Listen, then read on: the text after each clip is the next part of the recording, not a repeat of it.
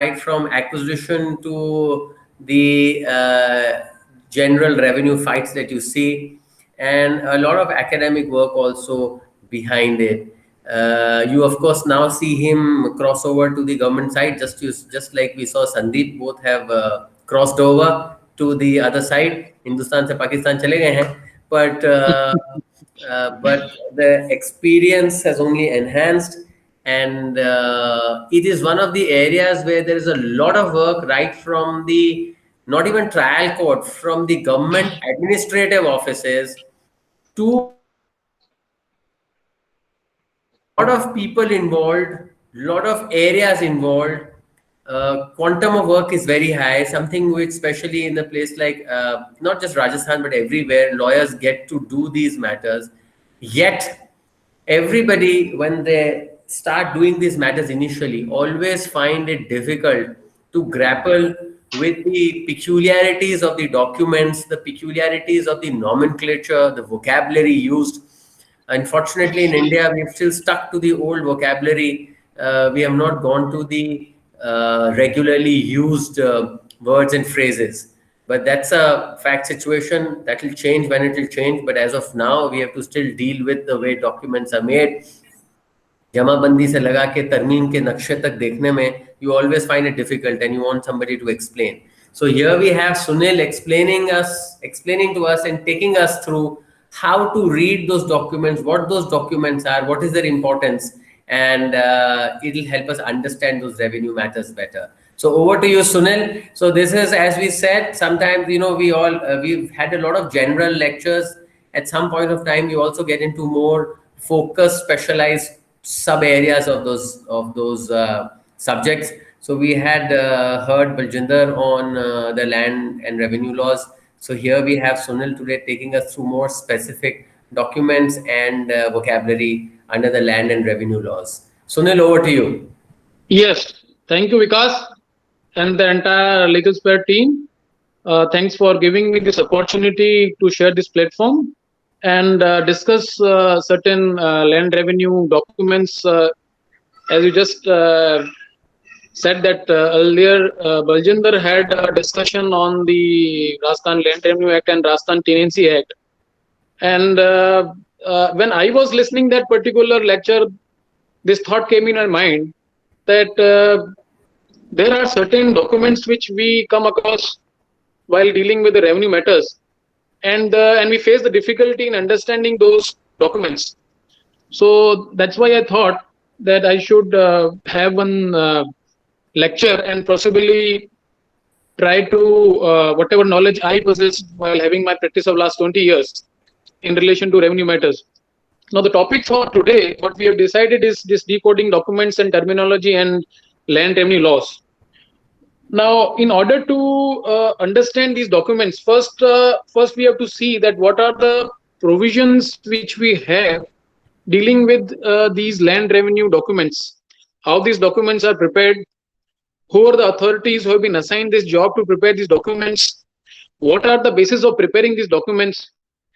So in order to have that just an eye view of those provisions, I would be just pointing out that chapter 7 and 8 of the Land Revenue Act, which deals with the survey and record operation, and the chapter 8 deals with the settlement operation. See, the earlier, before this Land Revenue Act and the Rajasthan Tenancy Act came into force, there were princely state, and as we all know, during the Jagir period and princely period, the only source of revenue was the land revenue. And that's why these documentation were very necessary to upright the record, to have the accurate data. And even as on date, these data are very essential for the government to not only know the natural resources which we have, and also to have accurate and statistics of all those data. So the first attempt which was made to collect these data were during the settlement operation. So there is a specific provision in chapter 8 that deals with the settlement operation. First, I would like to highlight the importance of the settlement operation and also would like to take you the history of the settlement operation. See, before this independence, the first settlement operation which undertook was for in year 1979. Now, this 1979 I am referring it to is not the English calendar, but Vikram Samvat 1979. The corresponding year would be 1924 to 1934. Now, during this 10 years period, this was basically a British period when the first settlement operation, the exercise for the first settlement operation was initiated. At that point of time, the majorly the Khalsa lands were covered under this settlement operation. Now, this Khalsa land were the land which were in direct possession of the government. Thereafter, since that the settlement operation was not in relation to the entire land of the state of Rajasthan, therefore another settlement operation, I would not say that for the first one was the complete, but that was in part. The second attempt to have the settlement operation was somewhere in between Samvat 2008 to 2012. That was for 4 years, and that was the period when the Jagir Resumption Act also enacted, and the State Reorganization Act was also came in force, and that's why the settlement operation was again undertaken, as many of the Jagirs were resumed, and those lands which were in custody of Jagir, those were also included in the settlement operation. Thereafter, some of the lands were again left out, and that's why another settlement operation was carried out. That was in year 2000, summer 2020, and the corresponding year would be somewhere in 1964. So these were basically settlement operations done in part. Now before proceeding further, should first see that what the settlement operations were and what was the purpose behind it. As I told you that the land is the natural resources, and for every government you should have the details and complete data of your natural resources. So this settlement operation was intended to have survey of the entire land which were in the jurisdiction of the state of Rajasthan, and also have the details of the persons who are in possession of the respective shares. That was the record operation. So chapter 7 and 7 of the Land Revenue Act deals with the survey operation and the record operation, and chapter 8 deals with the settlement operation. For the settlement operation, there separate notification was issued. The state government appointed a settlement officer. He undertook the entire exercise. Now, the first revenue record which was created, that was during the settlement operation. Now, basically, two set of documents were focused at that point of time. One was the survey operation, and the second was the record operation. The purpose of survey operation was to have proper mapping of the village, of the Patwar circle, of the district, and to divide the fields and provide them in a unit manner. So the survey survey exercise was undertaken. All the fields were demarcated in the map. Khasra map was prepared. That was prepared on when we basically see every day. The maps are either on a trace paper or on or a cotton cloth. So these were basically the mapping. And while doing the mapping, the units were also demarcated. Units means the holding of the khatedars or the estate holders at that point of time. And then there was also a record operation. Record operation was recording the rights of the individual which they were in possession of the respective land.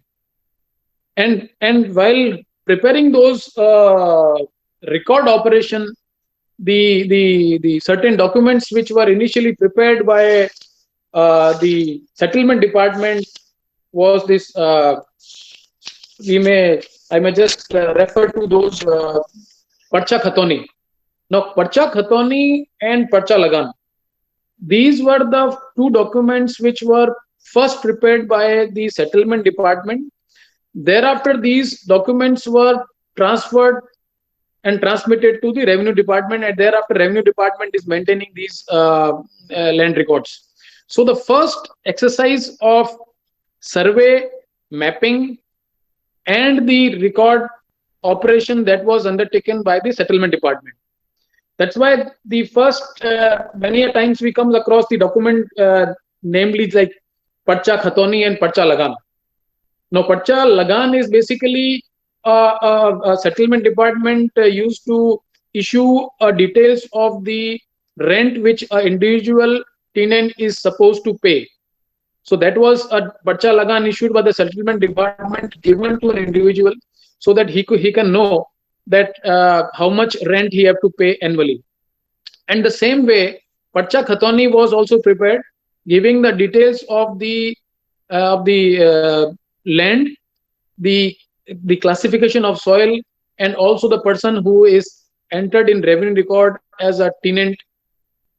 So these two documents were basically prepared by the settlement department initially, along with the maps. Now, when all these documents were transmitted, then thereafter the revenue records are being maintained by the director land. I would be just referring to that the hierarchy of the authorities who are responsible for maintaining those documents. But then before that, I must just point out that there are as many as 50 rules which are appended to the Land Revenue Act, and one of the most important rules is this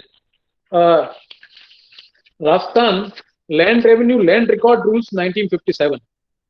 Now, this rule of 1957 is comprising of 449 rules.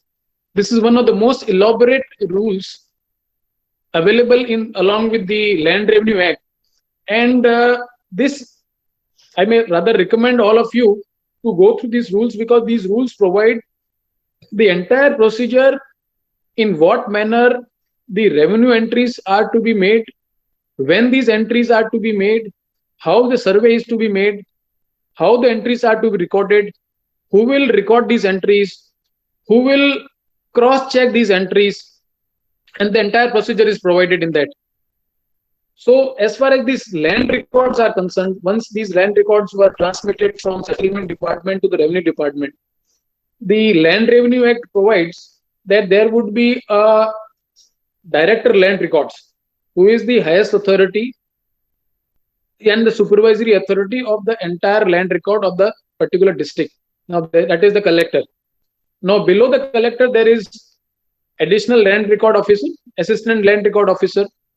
Then there is Sadar Kanungo, who is also a person responsible to maintain the record, and he is supposed to, all the records is supposed to be in his custody at the district level. Then there is Tehsildar, Naib Tehsildar. Then there is Office Kanungo, which is at a Tehsil level. Then there is Revenue Inspector. It's also called as a Land Record Inspector. And then the Patwari.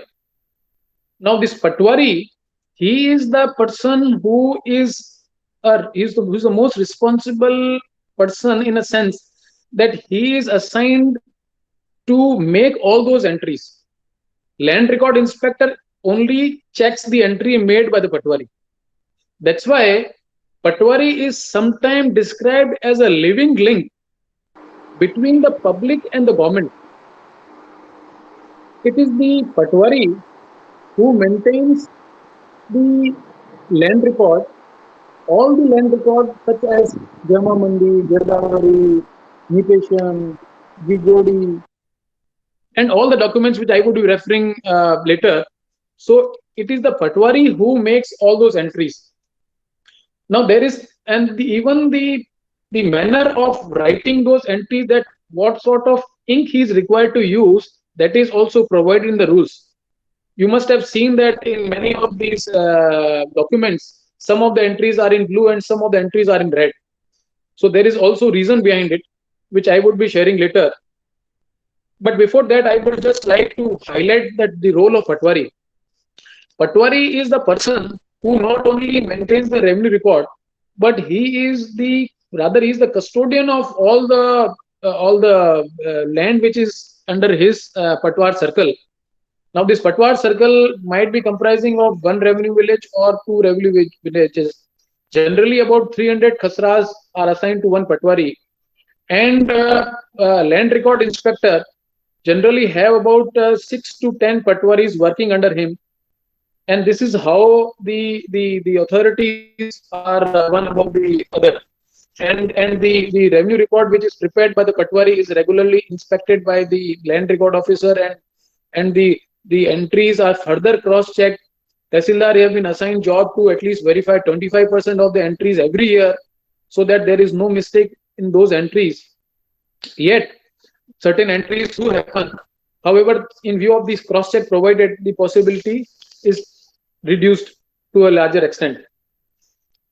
Now, before proceeding further, I would just like to point out that when the settlement operation was carried out, there were large number of mistakes which occurred, maybe with regard to measurement of land, maybe with regard to the mapping, maybe with regard to the entries of the person in possession, and the whatever litigation which we see these days. The major reason of this litigation is on account of those errors committed by the settlement authorities. But whatever mistake have been committed, that has happened, and which has led to all this litigation. However, these entries and the past entries are therefore very relevant, because if a suit is filed for declaration of rights, and in order to establish his rights over particular land, he have to trace out the history. And when we see the history, then he have to go back right from the time when the first Parcha Khatwani was prepared, or even the record which was prior to this Tenancy Act coming into force. Because ultimately, if the error is committed and some wrong entry have been made, then that is required to be rectified. He have to establish his case. As we all know that in revenue cases, you cannot get a matter decided on simply on basis of oral evidence. You have to establish your case by having documentary evidence, and are required to establish your title independently, not on simply on basis of the oral evidence. Now,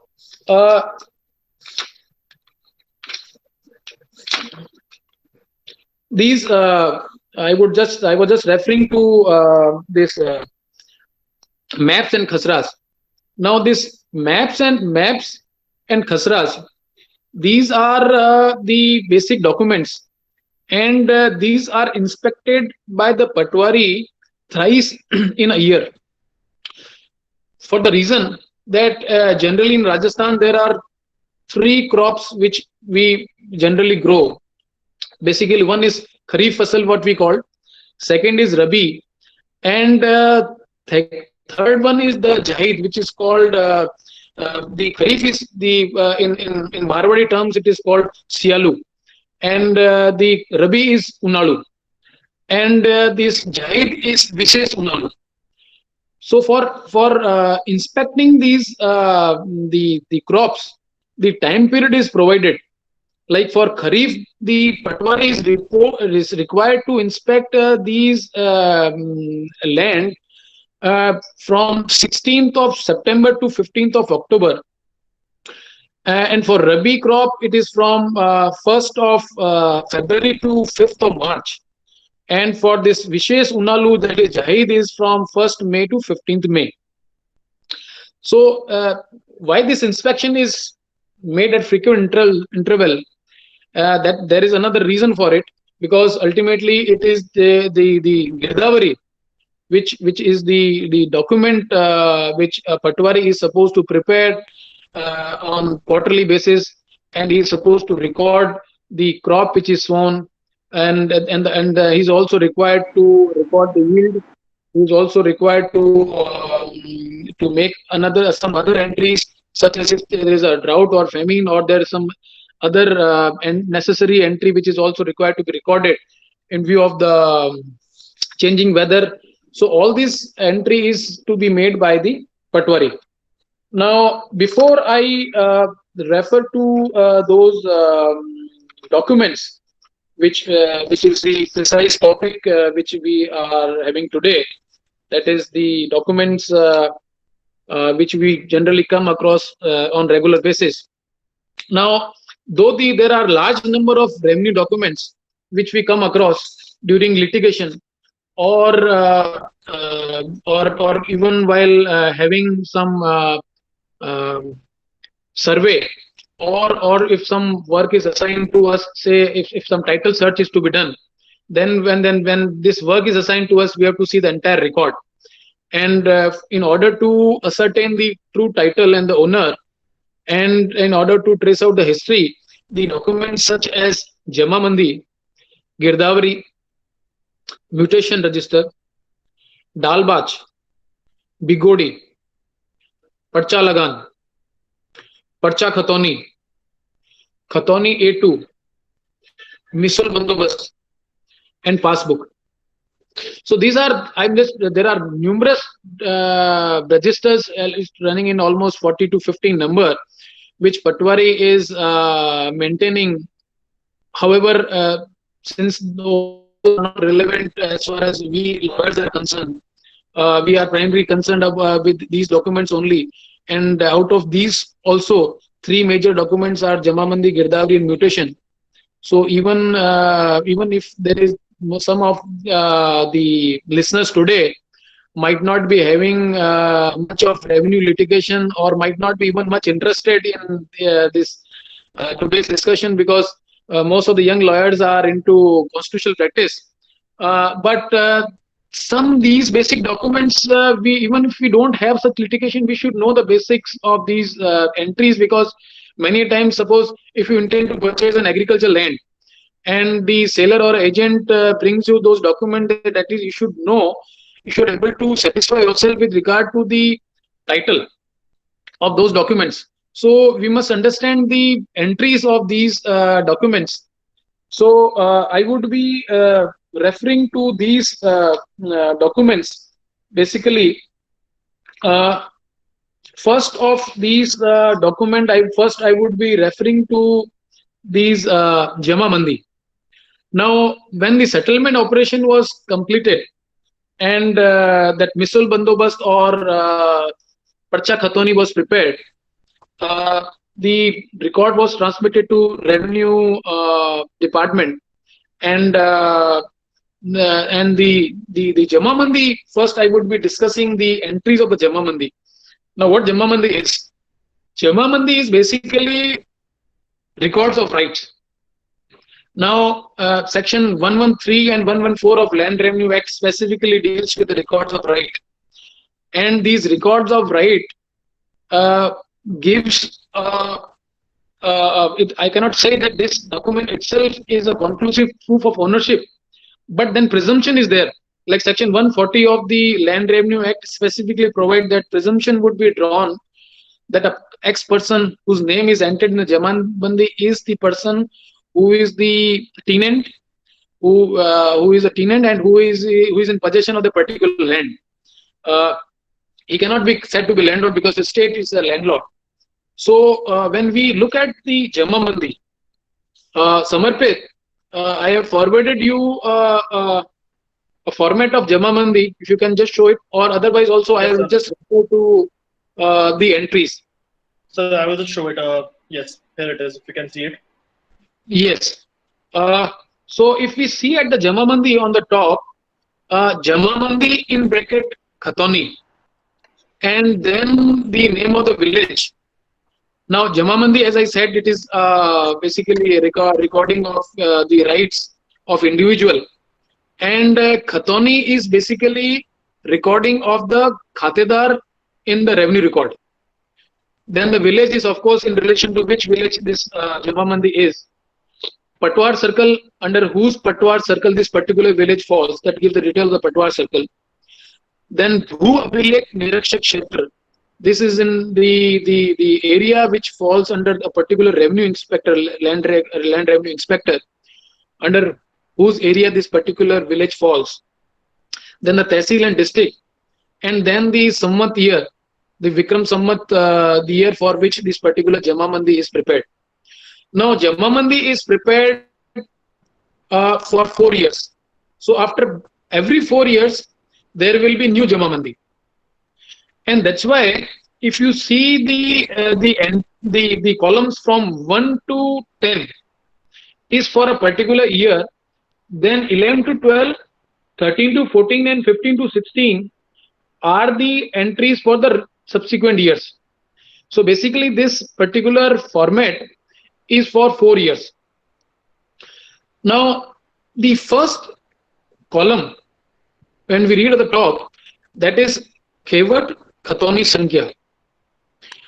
Now this Khewat is basically means the landlord, estate holder, Malik, and Khatoni is the Kastkar, who is actually cultivating the land.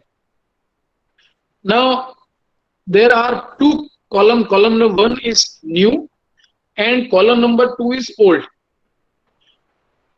Now new means the new number and the old number. Now what is this? Basically when this survey operation was carried out, the fields were demarcated, khasra number were assigned to the entire village land,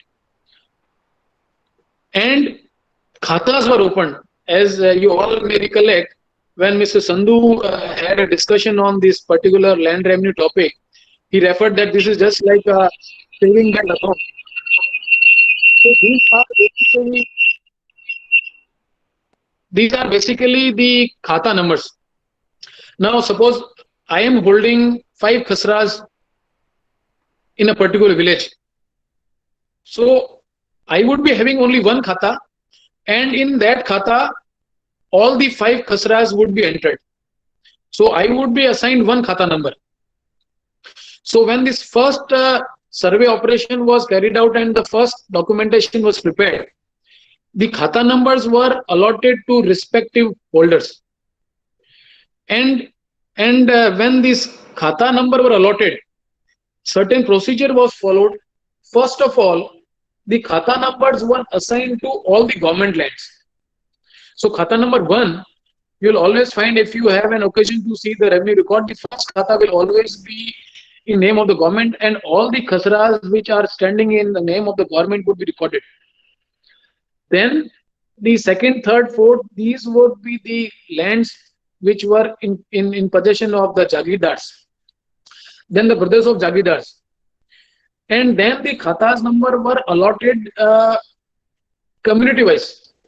Suppose in a particular village there is a Rajput community, there is a Jat community, there is a Meghwal community. So these khata numbers were allotted alphabetically, community wise.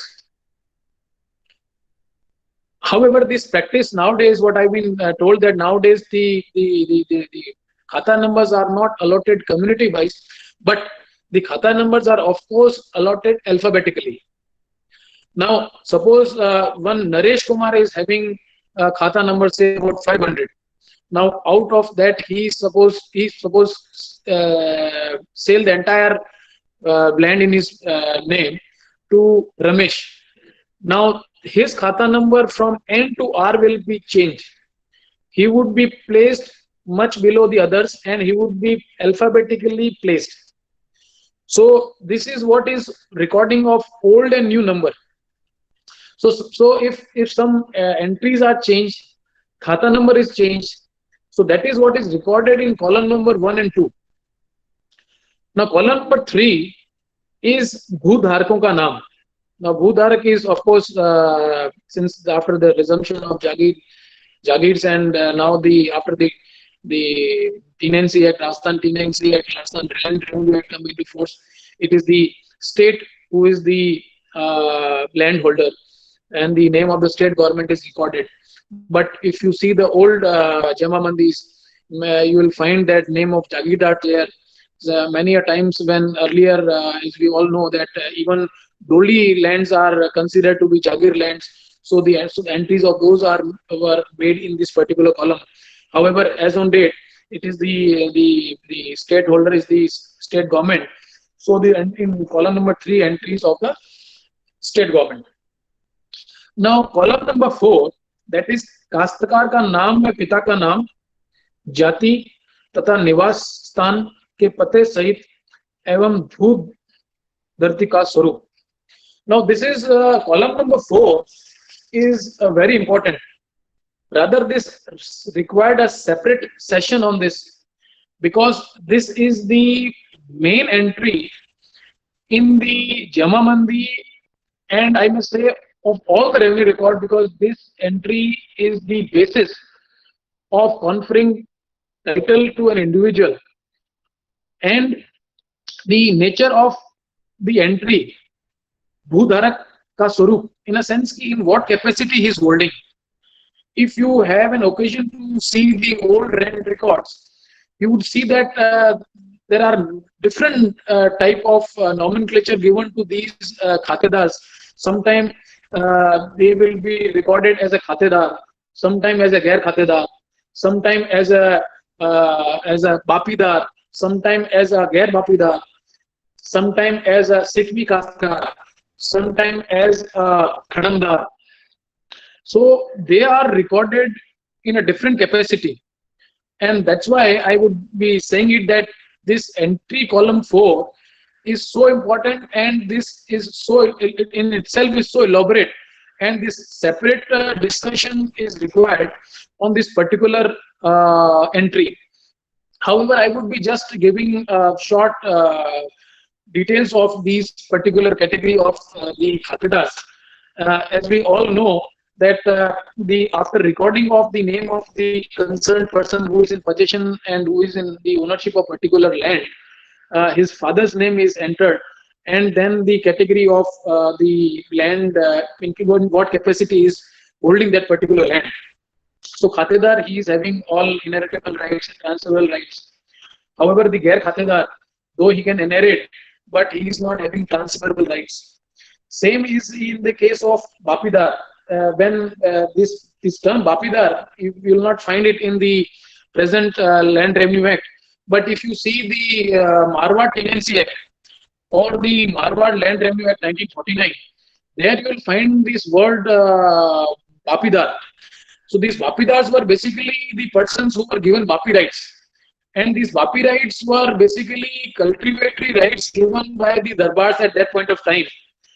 And these bapidars who are having bapi pata, they after this resumption of Jagirs and the act coming into force, these bapidars were also conferred the title of khatedar. And these gair bapidars who were recorded continuously for 10 years as a gair bapidar, they were given the status of bapidar, and subsequently they were treated to be khatedar. Now these there are separate rules for bapidar rights and gair bapidars, which you would find annexed along with the Marwar Land Revenue Act. In the same manner, there were Marwar Mewad Kanun. Now this Kismi Kastkar, that these type of terms you would find in the Mewad Kanun, like Khadandar. Now Khadandar were also like khatedars. And this Sikmi Kastkar, Sikmi is basically what you say is Murti. So these Sikmi Kastkars were those persons who were cultivating these land which were in name of the Mandir or Doli lands, which were recorded in Mandir, and they were being cultivated by this Sikmi Kastkar. So when this Jagir resumed, and they were in possession, and therefore numerous litigation, even that litigation was pending before this honorable court, before the High Court, and ultimately the recent judgment, full bench judgment in case of Tara, this issue was settled down to quite extent, and all these persons who were recorded as a Sikmi Kastkar, and they were held to be entitled to be declared as a khatedar. But those persons who were not recorded as Sikmi Kastkar and the land was recorded at Khudkast in the revenue record in name of temple or a deity, those land continue to be remained in name of temple, and the pujaris who were claiming they were not their claim was not accepted by the Honorable Court on the ground that the revenue record in column 4 suggests that it was the temple who was cultivating on its own, and that's why those land continued to remain in name of the Doli. So what I said that these type of different type of khatedas, and this is an itself an elaborate subject because there are numerous judgment dealing with these particular rights. So what I consider is that a separate session required for that. That's why I would be jumping to the next entry, that is Khasra Sankhya. Now the Khasra Sankhya is, as I told you earlier, one person might be having different Khasra numbers, different, say, I'm having 100 bighas of land, and the land 100 bighas is in 4 different Khasras. So all those Khasras would be recorded. Khata number would be 1. Khasra number would be 4 Khasras would be mentioned in this particular column number 5. Now, when we go through this document, many times we feel difficulty in reading this Khasra number for the reason that there are land keep on transferring from one person to another, or maybe on ground of succession, or some part of land is being converted from agriculture to commercial purposes. The Khasra number changes. Now, just in order to explain in short, so suppose I am having 100 bighas of land and my Khasra number is 25. And if I sell say about 25 bighas of land out of 100 bighas, then the person to whom I sell, he would be assigned new Khasra. My Khasra, that is old Khasra, will remain 25, and he would be assigned 25 by 1, 25/1. And suppose I sell another 25 bighas of land, then a separate Khasra number would be assigned as 25/2. So you would find that these entries in the Khasra number, they keep on changing from as and when entries are changed.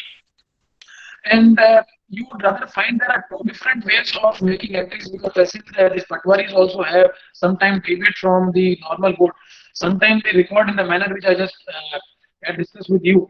Sometimes what they do is, suppose sometimes you'll find that entry is 920/860. Sometimes you will find these big figures. So this, in order to understand these figures, what we have to see is the entry which is shown below.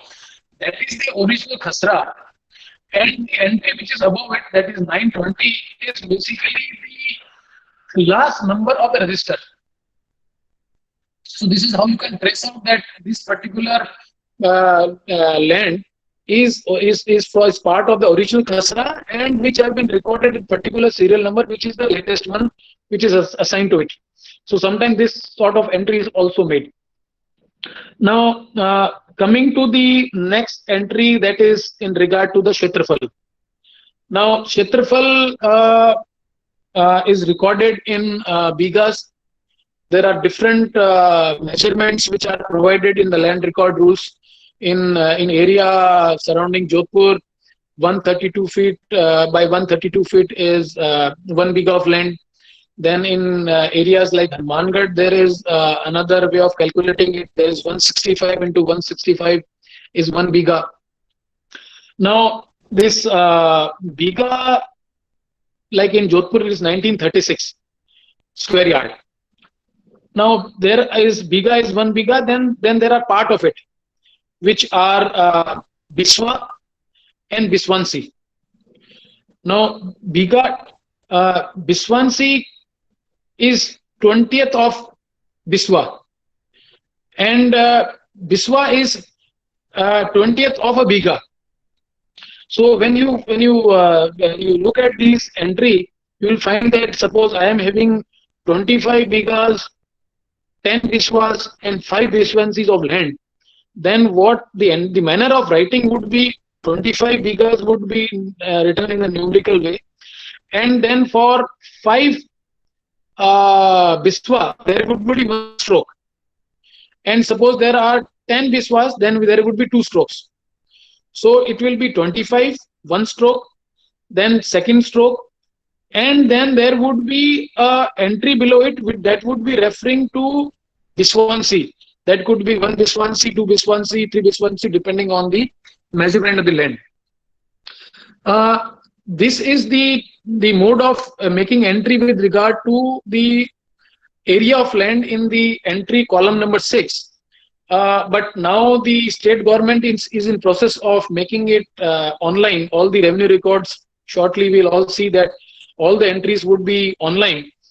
And that's why now all the measurements which you would see in the latest Jamamandis, those would be in hectare. Now, I would just point out, if anybody wants to note, in order to find out how you're going to convert from biga of land to hectare. So what the formula is, you have to divide it, multiply it 0.161874 into number of bigas. You will get the hectare. So nowadays you will find that the entries are in the form of hectare. Because so as and when you have an occasion to see the latest Jamamandi, which is computer printed, you will find that measurement is in hectare. Or maybe some might not have updated it. You will also find in the bigas, but now the government have decided to update the entire land record, and you will recently find that all those Jamamandis, but also the Girdavris and mutation on the online, and you can just obtain the copy of those documents. Now, the next column is Bhumi Vargikaran. This basically deals with the class of soil, and this entry is very relevant. Maybe might not be relevant as on date, but this was relevant at that point of time when the settlement operation was carried out, when there were princely state, or even the state government, when they were charging the lagan or the rent. So the rent was based on the class of soil, and there were separate entries and also separate rate prescribed for the class of soil. The major, this you would find in Rule 39 of the rules of 1957 with regard to different class of soil.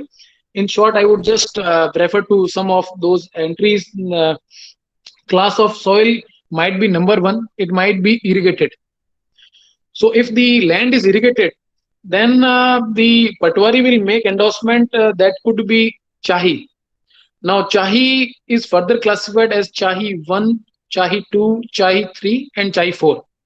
Now this 1, 2 and 3, 4, the land might be irrigated, but depending on the source of irrigation and depending on the potential of the soil, there is this classification is given. Chahi 1 is the best available irrigated land, then Chahi 2 will be comparatively low, and similarly 3 and 4. So this marking indicate the class of soil. Then if this Chahi is basically an entry which indicate that land is being irrigated by well, and if it is being irrigated by canal, the entry would be in Nehri.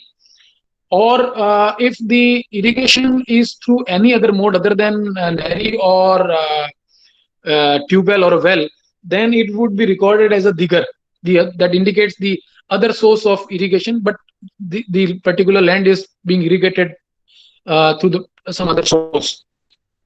Then the second category of the land is basically the lands which are dry cultivated, which could be recorded as Dehri or Sevaj, which are the area and depression, and those are basically being irrigated from the rainwater which is being collected in those depressed area. Then there could be entry such as Talabi Petha. So this is basically tank bed water. These lands are being irrigated by that water. Then you might find an entry Barani or Barsati, Now, this is very common as far as the entries which we see in this particular our area surrounding Jodhpur, because major lands are Barani. Now, these Barani lands are also classified as Barani 1, Barani 2, Barani 3, and Barani 4. And as I told you earlier, this classification is further made on basis of the productivity and the fertility of particular land. So these entry are made, then you might find the entry like Padat or Banjar, which is unculturable, and the land are not being under any cultivation. Then you might find Beed, which is basically forest land. Sometime it is recorded. And then many a times you'd find entry as a Gair Mumkin. So this Gair Mumkin is basically land which is basically it is not in cultivation. And sometimes you will find even entry such as Gair Mumkin Abadi. So that this Gair Mumkin Abadi also indicate that this is not in cultivation, and the Abadi have with time when the Abadi have developed on this particular area, and that's why this is recorded as Gair Abadi, Gair Mumkin Abadi. Now the next entry is with regard to the Sinchai ka Shrot. Now, in this column, the entry is made in relation to the source of irrigation, which might be Kuan. If it is through well, then it could be Pakka Kuan. If the well is Kacha, then it will be recorded as Kacha Kuan. If it is a semi sort of thing, then it could be Kacha Pakka Kuan. If it is through Talab or Nada, it would be recorded as Talab or Nada. Or if it is Nehri, it would be recorded as Nehri. If you find sometime you find an entry as Abnoshi. Now this Abnoshi term is basically used that there is a well, but with efflux of time the entire well have dried out, and there is only small quantity of water is available, and that is only for drinking purposes. So if that is for that purpose only, then it would be recorded as Abnoshi. While making these entry, the Patwari sometimes may also record, if suppose well is in running condition, then it would be recorded as Chalu. If it is not running, then it would record as Gair Chalu. If somebody have constructed a new well, then it would be recorded as Naya Kuan. These all these minute details shows that every change made in the land or any development made in the land would be on the record. And that's why the Patwari inspect the land before making entries and note all these development which have taken place, and whatever is to be recorded in the revenue record, he would record it. Now, column number 9 and 10. This is with regard to the tax, the amount of tax which was fixed earlier. You will find the details in the land record rules with regard to the amount of tax imposed by the state government on the tenants. Now, this also varies from soil to soil. If the person is holding a Barani land, then the rate would be different. If the land is irrigated land, then rate would be different. I may just point out that after 1992, the government has stopped charging these rent on the land and on all the non-irrigated land. And recently, just 2 years back, now even no rent is being charged on irrigated lands. So as on date, all the land are free from paying any rent. So nobody's as on date is required to pay rent. Now this entry is of no relevance as on date, but these entries are relevant in the sense that suppose a matter is before us relating to land dispute, and if person is saying that I'm in possession for last 40 years, and in order to establish Sunil, I'll just interrupt you. I think the voice is breaking. Can you just sort of, Samarpit, can you just help that correct and then we go forward? Yes, sir. I don't know what. Samarpit, can you hear me? Sir, suddenly the voice is gone. It's not audible properly. Can you rejoin the meeting if possible? Can you rejoin the meeting? Okay. Can you just.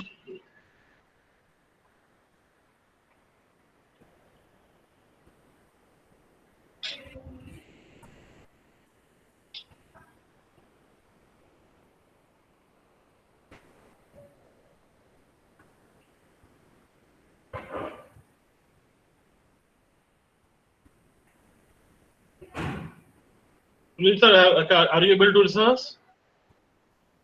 I don't think we have Sunil as yet. No, he's showing in the joint list. So. Okay. No, but I think No, he's not there. no, he's on unmute. He's muted. Sunil, you'll have to unmute yourself.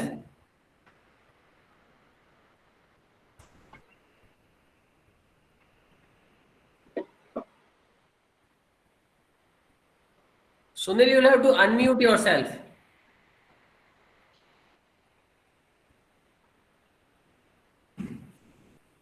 He just left the meeting. He'll rejoin. I think there must be a call or something due to which the session is interrupted.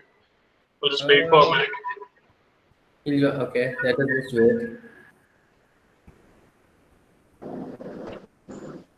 Now, can you hear me? Yes. Yes, sir. Yes, sir. Yes. Perfect. Yes. Okay. So where we left, I think we were on this entry number 9 or 10. Am I right, Vikas? Yes, sir. Okay. So what I was discussing with regard to the rent. Now these, as I told you, nowadays these entries are not relevant, but these entries are sometimes very relevant for the reason that if some dispute is there, some many a time we come across a litigation where a person is claiming that I am in possession for last 40 years or 50 years, and I am not only in possession but I am cultivating it and I am regularly paying rent. So these entries suggest that the person who is in cultivation have paid the rent, and in order to establish his claim, he can place on record the rent receipts, which in terminology of Marwadi we say this bigodi receipts. So these bigodi receipts were basically the rent receipts which were being issued to these tenants by the revenue authorities. After this entry number 10, 11, 12, 13, 14 and 15, 16 do not require much discussion, because basically these are the entries of the subsequent years, and these entries are basically entry in these columns are basically made if some changes is recorded or if some changes is being noted, then only the entries are made. Otherwise what they will do, they will write it record badastur, meaning thereby the record remains the same as what was existing earlier. So I would not be stressing much upon, nor would be wasting time upon these entries.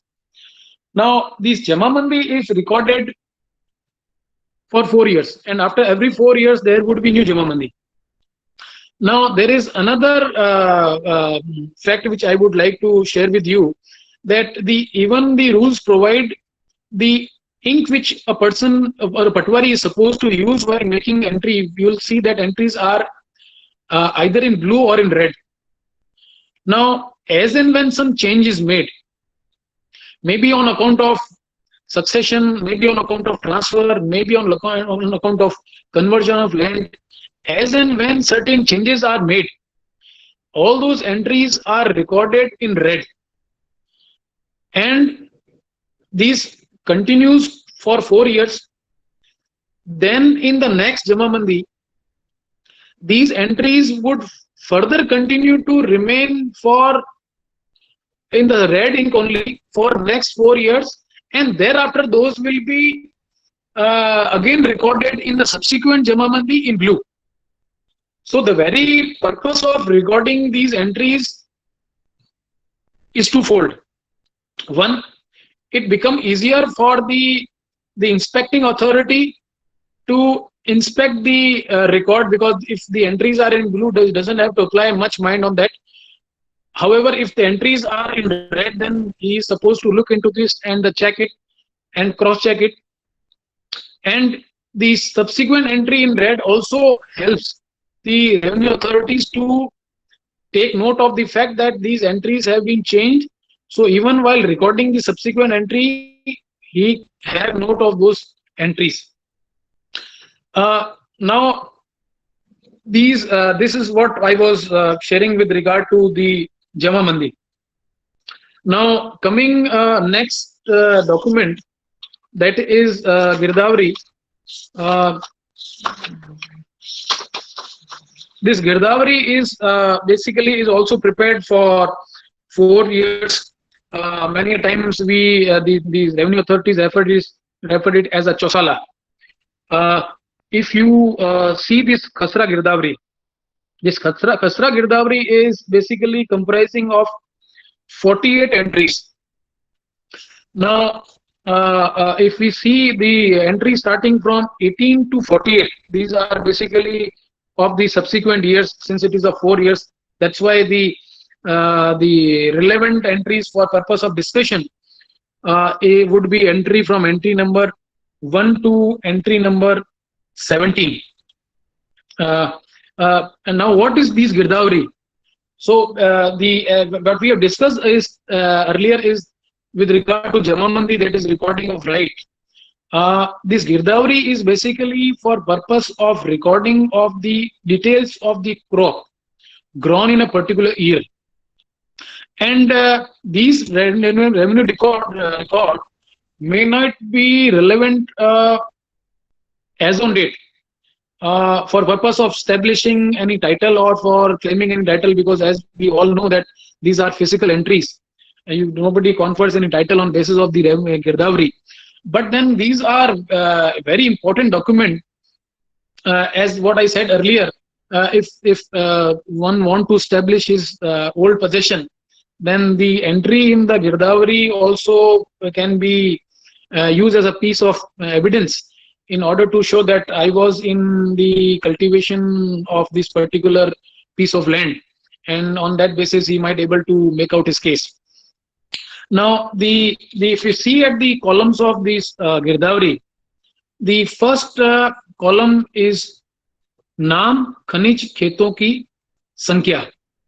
Now, this is basically what we discussed earlier is the Khasra number of particular land. Then number 2 is the Kshetrafal, that is area of land, which we have already discussed. Then number 3 is the soil classification, which we have already discussed. Then column number 4 is the Khata Sankhya, that is the Jamamandi Sankhya. Then the column 5 is the person who is in cultivation. Now, this was also one of the major cause of litigation earlier with regard to the entry in column number 5.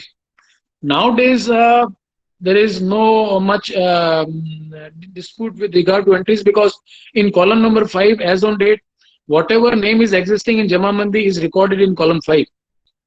But in earlier times, sometime Patwari used to record the person whom they find during the inspection.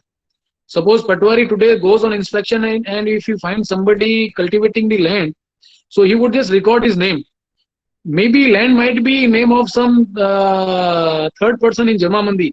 So these entries was also one of the major reason for litigation or controversies which led to this litigation.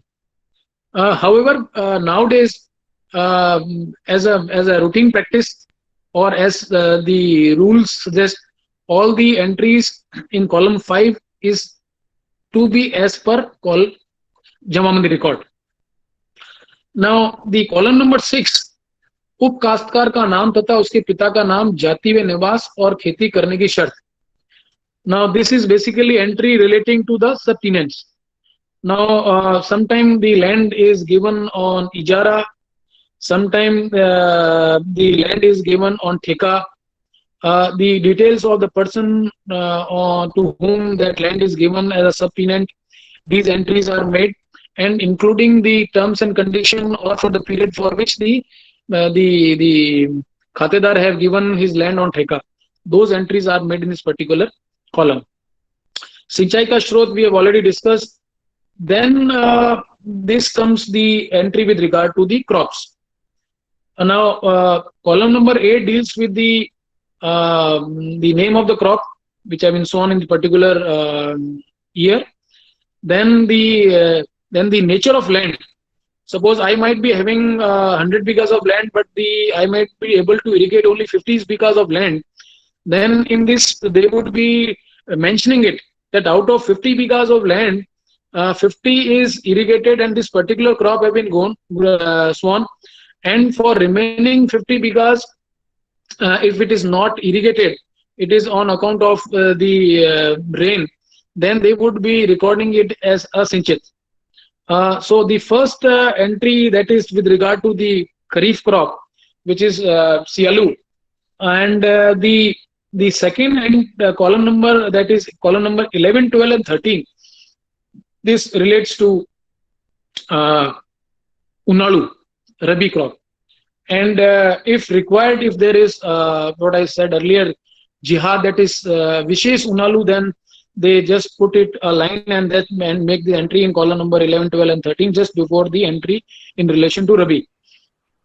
Then in column number 14 and 15, they would be mentioning the area of the land, that how much area was irrigated, how much was non-irrigated, and then the column number 16.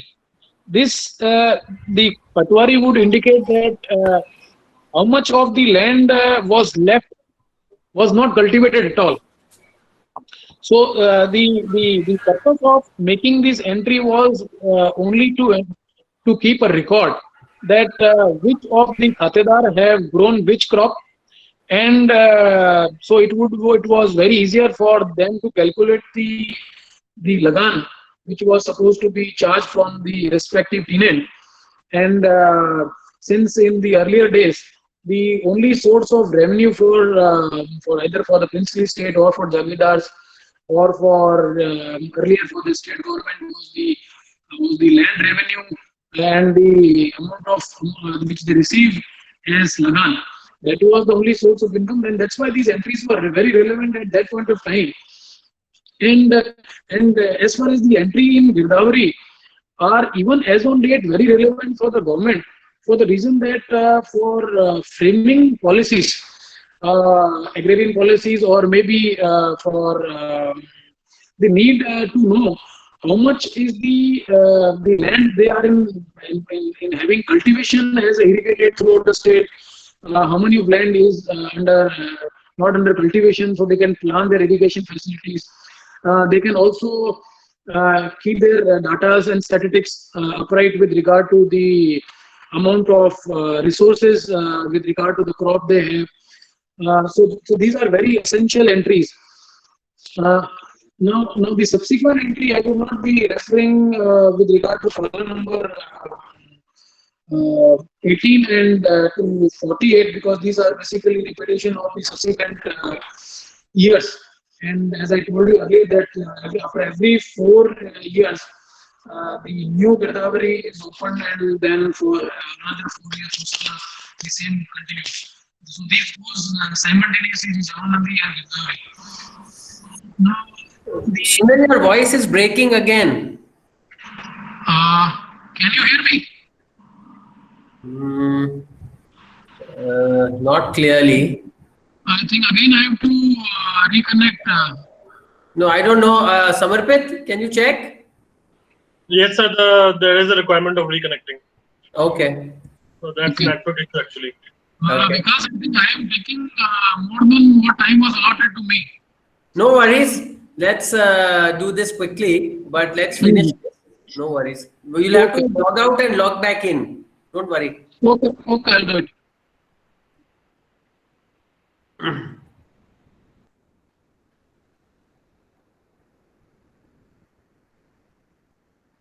Is everyone able to see what I'm presenting on the screen? Yes. The avri and everything. Yeah.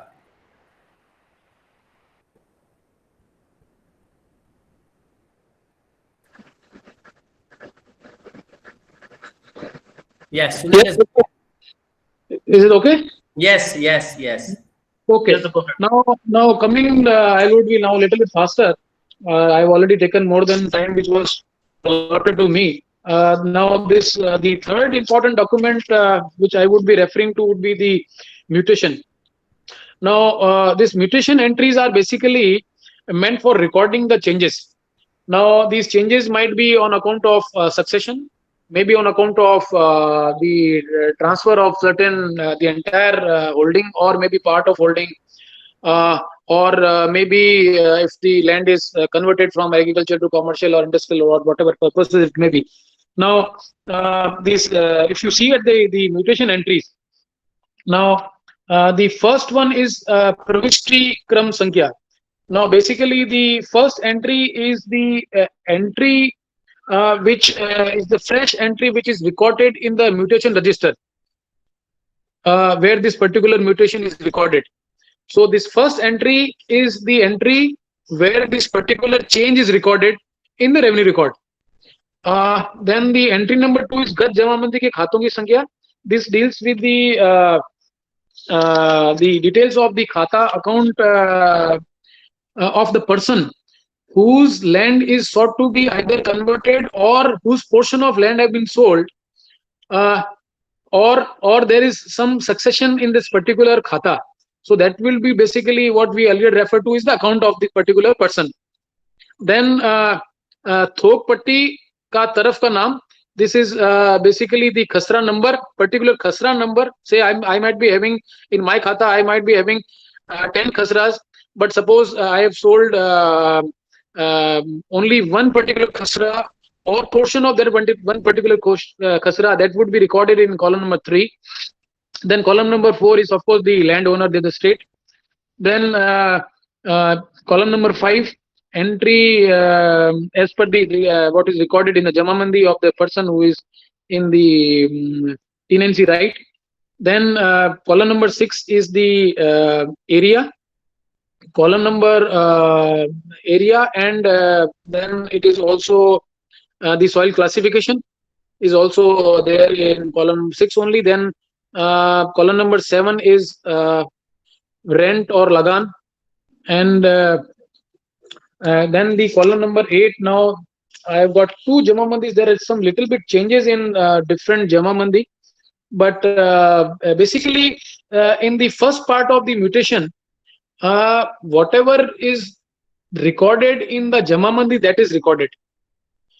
And in the second portion, starting from entry number 9 to 16, all the changes are recorded. Now, if you can see it on the screen, Samarpit is showing, you can see that some of the entries are in blue and some of the entries are in red. This is what I was highlighting, that whatever changes are there, suppose out of 10 bighas of land I am having, if I sold 5 bighas of land to X person, then the name of X person would be recorded in red. Then suppose 5 bighas land have been transferred to him, then the 5 bighas and the area of the particular portion would also be recorded in red. This is just to indicate that there is change of the ownership or there is change of the status of the land, and that's why these are recorded in the red ink. Now the subsequent entry deals with the name of the person in whose favor the land have been recorded, the measurement, the nature of land which have been transferred. Maybe I might be having irrigated and non-irrigated. Whatever nature of land I have transferred, that will be recorded in column number column number 13. And one important entry which is recorded in column number 14 is the source of generating this mutation. The details of that particular fact is to be recorded, whether it is a mutation on basis of succession, then that particular facts are to be recorded. If it is on basis of a sale deed, then particular of the sale deed are to be recorded. It is not only the date when the sale deed was executed, but even the details of the sale deed, which includes the just like pustak sankhya 1, 2, 3. Now this pustak sankhya 1 indicate that it is a sale deed. If it is pustak sankhya 4, that it indicates it is a gift or a bequest. And there's a different type of numbering given to these class of pustak sankhya. Now that this jillat sankhya, there will be mention of jillat sankhya, that means the registered sankhya. Then there would be press sankhya, that is the page on which this particular entry have been recorded in the sub registrar office, and the kram sankhya, that is a serial number where this particular entry have been recorded. So the details of the entire sale deed will be recorded in this particular column. If this mutation is being executed in pursuance of a degree of the court, then the details of the order or and including the case number would be recorded. If it is a mutation on account of a death or succession mutation, then the details of the person who have died, that is to be recorded. Now this mutation entry is initially made by the patwari, and then the entries are inspected by the revenue inspector, and finally the mutation is sanctioned by the tehsildar. So as far as sanction of mutation is concerned, the mutation can also be sanctioned by the gram panchayat. If the document is a registered document, then the presumption is always there in favor of the person in whose favor the document is executed. So all those entries are these mutation entry are even approved and recorded by the panchayat. However, the other entries which are in relation to the non-registered documents, those entries are to be verified by the concerned RI, and then only it is to be finally attested by the tehsildar. So these three documents I wanted to rely and discuss in detail. So other than these documents, there are the Parcha Khatoni or what you call the Misal Bandobast or a Khatoni Bandobast, that is the first Jamamandi, which I said that was issued by the settlement department. Then there is Dhalbach.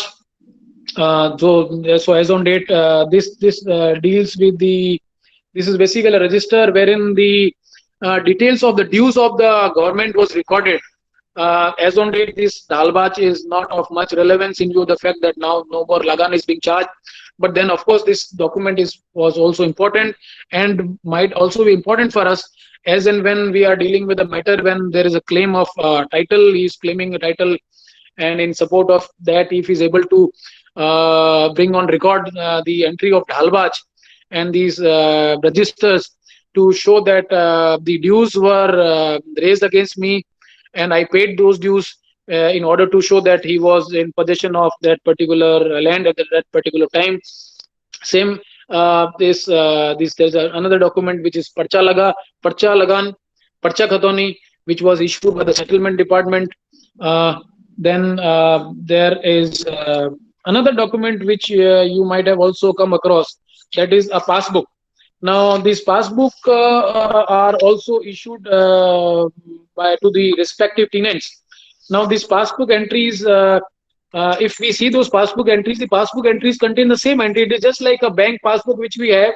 These contain detail of the tenant, his holding, his agricultural land, and there are certain columns with regard to the crop which is growing, and this passbook is also can be updated by the revenue authorities. Though this passbook is not having much relevance because they are not a conclusive proof of establishing title, and many of times even these passbooks are not updated, so this cannot be said to be an updated record. But nevertheless, this passbook was very important piece of document, and the person tenant who was having agricultural land.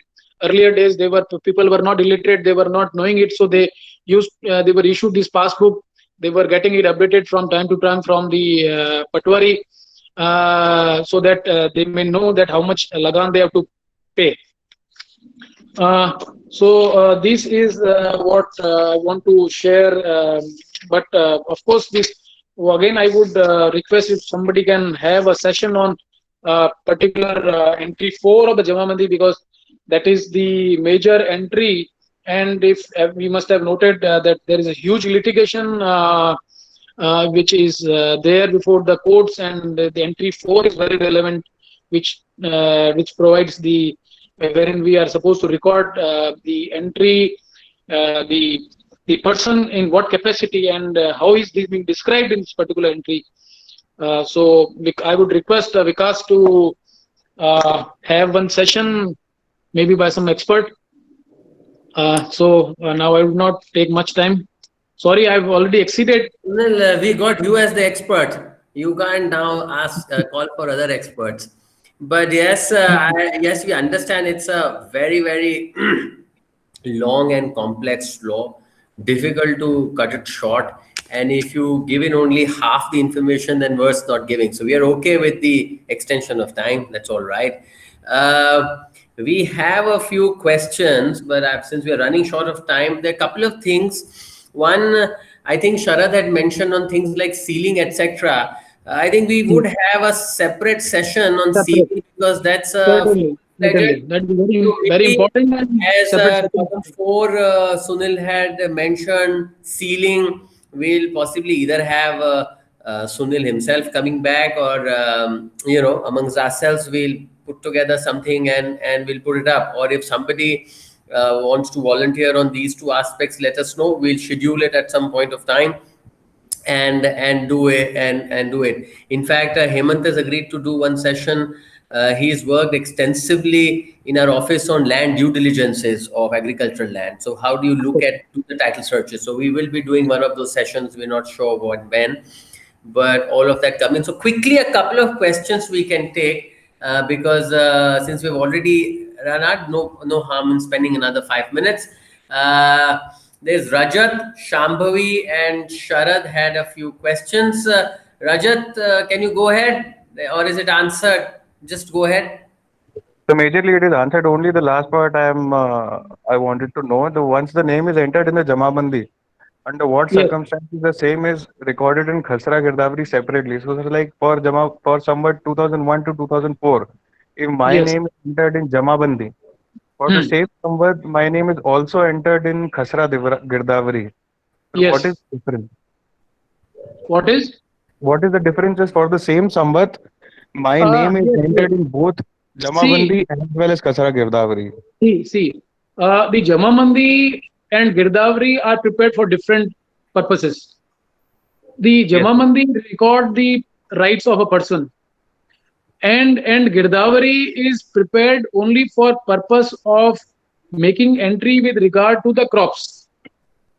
So if when the Girdabri is prepared, at least the Patwari, while inspecting, at least he have to make mention, at least there must be a record that whose land he has inspected. So that's why the first 4 or 5 columns are the same, and they have the same entry which is in Jamamandi. Thereafter, he makes the entry with regard to the crops which that particular tenant have grown. So the purpose of both the documents is different, and since the land in relation to which entries is made belongs to the same person, that's why the name which is existing in the Jamamandi is also shown in the Girdabri. So Rajat, to add on to that, the principle that covers this is that Jamabandi is reflective of the right to hold the land. Loosely speaking, it will be reflective of your title, or how you own the land, or how you are in possession. That is what is the reflective nature of a Jamabandi is. And a Khasra Girdabri is reflective of the consumption of land, which in effect is what is being grown, etc. So these two could be they're completely different, and the purposes, as Sunil had pointed out, was different. So one is reflective of the holding of land, ownership, etc. The other is consumption of land, which is how you are tilling the land, because the purpose of agricultural land is tilling. As all property is as a community, any property should not go waste. It needs to be used for the purpose it is laid out for the society. Therefore, each property should reflect what it is being used for. Misuse, etc., will then be consequences of the same. So So just that one is why the supplementary. document becomes important as separate document. Okay, so just Rajat, one. Rajat, I may also add, basically this gives a complete picture to the government that out of the resources which they have, how much the land, irrigated land was used, how much non-irrigated was used, and how much land was left uncultivated. So this So this will give the complete statistics will be made available to the government if this particular document is updated from time to time. Yes. So just one thing I wanted to know, in one Jamabandi I had seen, so my name is recorded as Khatedar, but still state government was shown as the owner. Sir, why does it happen? If I am the Khatedar, I will be the owner of the land. No. You're not the See, owner. see, I just pointed out earlier, all the lands, all the natural resources after the Land Revenue Act and Tenancy Act coming in force in state of Rajasthan, state is the landlord. So whatever we are possessing land, agricultural land, is Yes, sir. in capacity of a tenant. Okay. We are not the owner. We cannot claim ourselves to be owner. Landlord is the state government. So that's why Khatedari is essentially a leasehold tenancy right. Just that under law, it has been made a heritable law. So therefore, it continues to be owned by you and your successors, unlike a regular tenancy. So that is why most people end up confusing it being an ownership because it is heritable. Heritable is the limited right that you have, which is a khatedari right, which is something like a tenancy or a lessee. It's different, but it's somewhat in that nature. Okay, sir. But my question has been addressed, sir. Thank you, sir. We have Navneet, Shambhavi, and Sharad. Yeah, Sharad, can you go first? Yes, Bhaiya. Yeah, Bhaiya. Yes. Okay, so sealing, as you've told, yeah, we'll probably have it. Yeah, we need a separate session on that. Sharad, that requires a complete session. Okay, Sealing Bhaiya. law itself is, that is a highly technical subject and it requires a separate session.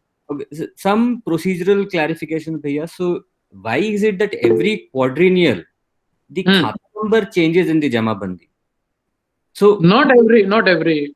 Almost because खाता number संख्या जैसे लिखा है भैया वो खाता number जैसे आपको खाता नंबर अलॉट हो गया तो खाता नंबर आपका तभी चेंज होगा जब आप उस पर्टिकुलर खाते में सपोज आपके खाते में 10 बीघा जमीन है और आपने पूरा एज इट इज बेच दिया मेरे को ओके ठीक है ना सो व्हेन सपोज वो कोइंसिडेंटली आपका भी एस है मेरा से भी एस है तो I will be assign new खाता नंबर अल्फाबेटिकली बट अगर मैं रिटेन कर रहा हूँ भैया तो उस सिचुएशन में से तो जमाबंदी तो आप रिटेन कर रहे हो तो आपका पोजीशन आपका रेवेन्यू रिकॉर्ड में दुरुस्त हो जाएगा जितना खसरा आपके पास रहेगा उतना आपके पास रहेगा और जो मेरे को नया खाता नंबर मिल जाएगा अल्फाबेटिकली जब मैं स्टैंड कर रहा हूँ okay okay so I would be assign new खाता number okay so basically it is not necessary that every quadrennial the khata number will change no not a change only if there is some change. Okay. Another thing is, Shambhavi, can we go next? Okay. Yes, sir. Sir, am I audible? Yes. Okay. First, Sunil sir, thank you so much for making Greek sound like Hindi and English to us, because this has been a topic that has been so alien. Anyway, my two quick questions are: what is Gochar land and Oran Bhumi exactly? And secondly, why is Jamabandi written in Samvat and not in current English here? And if we have to convert into English here for our understanding, how do we do that? Okay. So first thing what you asked is the Gochar land. Gochar land is basically a pasture land which was reserved when the princely states were abolished and the state formation was made. That certain lands were kept free for grazing for cattle. Right. So all those lands were pasture land, and even these lands cannot be allotted. There is a restriction. No khatari rights can be given, as we all know. So these are the pasture land. And Oran land is basically there you'll find many a time that land is recorded in name of Mat, Mandir, and there is there's 1000 bighas to 500 bighas of land which is neither put to cultivation, but it is part of the land which was kept reserved for the temple, that is called Oran land, not put into cultivation. So that, but basically land is a land which is in fact owned by the Mandir Mutt or in whosoever the entry is recorded. So Got that is, it. and the second question what you asked with regard to the recording of Sammat year, basically this is based on a Hindu calendar, Vikram Sammat, and this practice is being carried for last so many years, and this continues till date. And if in order to understand, you just keep one thing in mind, that the most relevant year for purpose of litigation is Sammat 2012. That is 1956, when the tenancy Act came into force. So you just note down these two dates. 1956 is the English calendar year, and Sammat 2012. Now, as and when you want to add or subtract, you can do it. So Okay, this is sir. It's about basically roughly 56 years. I mean, it's not exact, but roughly as a thumb rule, it's a 56-year difference. Okay, sir. Got it, sir. Got it, sir. Thank you. We have last, we'll take question from, we have just one more, Namneet. Namneet, can you hear us? Yes, sir. Yes, sir. I'm here. Yeah. So, sir, I was asking that if I have a land, a Khatidari land, which I have sold to somebody, and the registry for the same has been done, but the same is not recorded in the mutation register, and there is a dispute that arises. So, how important is that entry in the mutation register for that particular purchase or sale? See, if you have executed sale deed, and unless that sale deed is brought to the knowledge of the revenue authorities, they will not able to update the revenue record, and would not able to make necessary corrections, and would not able to have fresh mutation entry. So if litigation have arisen and dispute is with regard to, of course, since you have got registered sale deed, you can very well establish your ownership and title, and you will be able to step in shoes of the person from you have to purchase, and in whose favor mutation is already there. So you can always establish your title and also claim an ownership. The purpose of executing mutation is only to upright the record. So mutation entry itself would not confer any title to anyone, but this is simply updation of the record. So just to add on, these are fiscal entries. Fiscal entries are not title documents.